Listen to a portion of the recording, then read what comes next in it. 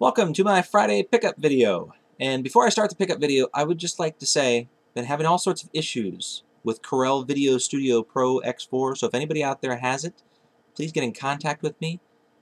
I might need some help. Or I may just need to burn the thing and get it over with. Now, my pickup video.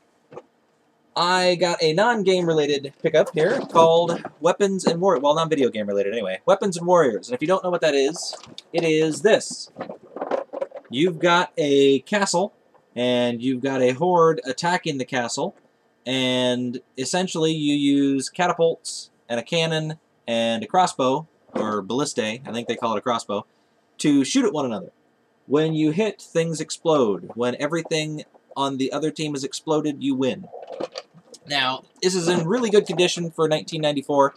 Only problem is it's missing the cannon, it's missing the catapult here, but I bought a modern version for my son, and the only thing he has left is the cannon and the, not catapult, the cannon and the crossbow, so I'll be able to put that in here, make this complete, and then he and I can play it again, and I think he'll like it a lot more now that he's a little bit older.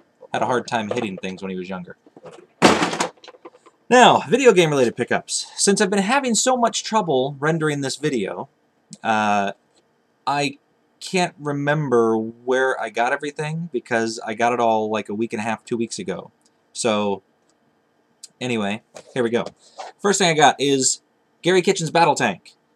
Now, I've been slowing down on my pickups of games because I don't want to just pick up anything, but it was $1, and I have the Genesis and the SNES version, and I kind of wanted to compare the NES version to it to see if there's really any difference. So that's why I got this one.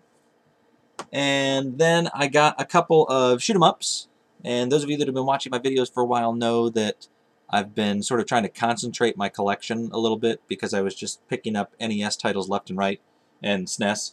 NES games are everywhere, and you can pick them up for next to nothing. I was getting, lots of the things for 50 cents a piece, so yeah, I would have like at least 500 or 600 by now if I was just buying everything. So yeah, trying to focus on shoot-'em-ups and RPGs.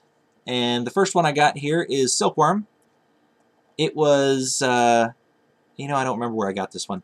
I got it at an exchange, I know that. I know it was $2.50, but exactly where I got it, I can't remember. Anyway, this one is a side-scrolling shooter, and you can either be a helicopter or a jeep. Now, if you're the helicopter, you fly along and you can shoot bullets or drop bombs. If you're the jeep, you drive along and you've got a gun mounted on top, and it, sort of articulates so you can shoot in any direction. Well, not any direction, but any of 180 degrees, either directly above you or in front of you, behind you, whatever. And it jumps really high. It's got like the turbo boost feature from Kit in Knight Rider. And when you're playing with a Jeep, it reminds me very much of Moon Patrol, because you're shooting things above you, you're shooting things in front of you, and you're jumping over things. So it turns into Moon Patrol when you're playing the Jeep. And that's not necessarily a bad thing. I like Moon Patrol. Next, I have another shoot-'em-up called Image Fight. And I'll be honest with you, I can't remember if I played this one or if I just watched a gameplay video or both. I know it's fun, but I can't remember if I played it or not. It doesn't matter. I'm going to be playing it here shortly anyway, now that my son is going to be able to play it with me. So we're going to play that one together. Also got Afterburner. Now, I bought Afterburner, again, because it was cheap. But I have it for the Genesis and the Master System, and this is a game that I relate to Sega, so I thought it would be fun to have it on the NES. And it's the same reason I got Fantasy Zone and Alien Syndrome, which are Tengen cartridges for the NES, because I relate them to my experiences with Sega as a kid. Although I will say the Master System versions of both Fantasy Zone and Alien Syndrome are much, much better. Next, what did I get? I got, this stuff. I bought a couple more $1 Genesis sports games, essentially for the cases. But, I mean, Wimbledon came complete. It's in really good condition. And I do like tennis games occasionally. Super Monaco GP did not come complete. Just came cart and case. I will also repurpose the case here. But I like the racing games. We'll see if I like Super Monaco GP. Also, I got Judge Dredd for the Genesis. Complete and in surprisingly good condition. And Wings of War. And I got Wings of War very cheap, considering what it normally goes for. And it is complete. Not in perfect condition, but very, very good condition for sure. Now, if you don't know what Wings of War is, essentially you're that guy. You're a guy with ripped abs and wings, and you fly around shooting monsters. That's pretty much it. But it is a side-scrolling shoot-'em-up, and I've been collecting those, as you know. Alright, then I got a couple of 32X games, and the weird thing about the 32X games is they came in plastic clamshell cases. Now, that might be common, but I've never seen them before. All of my box 32X games came in these crappy cardboard cases, every single one of them. And every one I had ever seen until this day has come in crappy cardboard cases. So, yeah, very neat, and they're complete and in good condition. This NFL game actually even came with the play sheets, the playbook sheet things. Also, I got WWF Raw, and it is complete as well. Not in quite as good a condition, and the manual's dog-eared a little bit, but I really don't care. I'm just looking now to get a complete 32X collection because there's not many of them, and I think I've said this before. My friend Eldon told me that I need to collect them all. I think this brings me up to 23 32X games, so what do I have left? 13? I think my math is right. Oh, you know what? Yeah, that 23 includes the Sega CD 32X Corpse Killer game. So, I don't know. Would there then be... I don't know. I'm more than halfway there. How's that? Alright, and then finally, I was, let's see, last Thursday, I was in Fairlawn, and I get there before I'm supposed to start my shift, and there's a Salvation Army store right across the street from that location. And they open early, so I went in and had a look around. I went through the whole place, went back into electronics, and electronics is sort of recessed back in the back wall right next to the receiving area. So after I checked everywhere else, I walked through the electronics, didn't find anything, and I'm headed out the door trying to, hurry over and get back, or get to work. And this lady was coming out of receiving with a cart, and in the cart, I see this. And I instantly recognized it as a video game system, but I didn't know which one. I still went over, snatched it out of the cart, and it was a Sony PlayStation. Now, normally I would not bother with a Sony PlayStation because it's a Sony PlayStation, and they're everywhere, and they're a dime a dozen. But it's boxed, and I don't know if you can read that. 3/15 is the date. It's $1.99. So I asked the lady, do you mind if I take this up? And she says, oh, no, go ahead. It'll save me from putting it on the shelf. So, yeah. I thought it was really odd, and I'll tell you why. These tags they use on everything that they sell there has a tag on it, at least in this particular location. Not all of them do. But everything there has a tag like this on it. Almost everything in there, when they do tags like this, they just put a price sticker on here, like a little blue or yellow, pink label, whatever, with a price on it. And they don't even usually bother with the date. They just put the little price tag on it. The only time they use these tags where they're handwritten is on these bags that they hang on this one wall with CDs and DVDs and VHS tapes and that sort of thing in them. And then they'll put one of these tags on the front of the bag and they'll handwrite a price.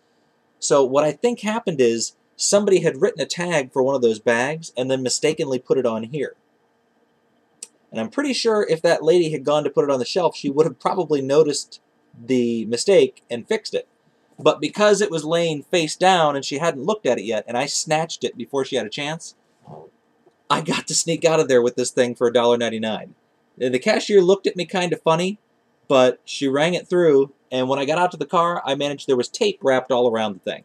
So I wasn't able to open it up and look at it in the store. But when I got out to the car, since the tape had just been stuck on there, I managed to get it all off. And this thing, not only is it complete, but it's in pristine condition. I'm not going to bother taking it out because it'll make the video needlessly long. But trust me, I thought the thing was new. The controller is still in plastic. The system itself has like this foam wrapped around it and then poked into the little styrofoam holder thingies. It has all the paperwork, including the registration card. It came with the controller, all the cords. It came with a memory card, and inside here is a boxed RF adapter. The only reason I know that it's not new is because inside the system, when I opened it up, was a game. Sadly, nothing fancy. It was just some NFL game. So, yeah. $1.99 for Sony PlayStation is pretty freaking awesome, and a very good start to the day, since I hadn't gotten to work yet. Then, of course, I get to work and I get my review, and I had an almost perfect review. So I'm going to get a raise, and that's very cool. So, yeah, very good start to the day indeed. Now, I moved on to my next location, and at lunch, between stops, I stopped at a Goodwill in, Brunswick, Ohio. And I walked in. Well, you know what? I shot some video, and provided the other editing software I'm about to use doesn't screw up too, you'll see a video right here. Now in the video, I had walked into the front of the store, and there's a glass case there, like most places have display cases, and in the bottom were a couple of Sony PlayStations. So I was going to make some quip about how I got mine cheaper and it was in a box or something stupid like that. But I realized while I was standing there that, you know, if they've got these two PlayStations, there's a pretty good chance that there are some games around.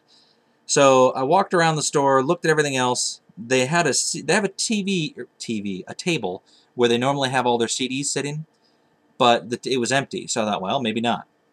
As I'm leaving the store, though, I noticed they have a new display case type thing that they've stuck all their CDs in. So I walk over there and look, and sure enough, you saw what I found in the video. Army Men World War, Croc 2, Ape Escape, Road Rash 3D, Tekken 2, Tekken 3, and Final Fantasy 7. They're all black label. Were they all black label? Yep, all black label. And they were all complete. And all the discs are completely scratch-free. So, you can see there. Very cool. Now, when I bought these things, I think the total was like $17 and change, or $16. I can't remember. It was something like that. But I had a 35% off card, one of those little stamp cards where they stamp it 10 times and you get 35% off your next purchase. So I went ahead and took advantage of that. So I got all these games for 11 bucks, and this one is worth 30 plus all by itself. So not such a bad purchase. Very good PlayStation day that day. Now, I'm pretty sure that that's all I was going to show you. I don't remember. I've shot this video so many times, I can't remember what I've shown on which video. So we're just going to end the video here with me saying thank you very much for watching. I'll have another video up for you soon. Bye-bye.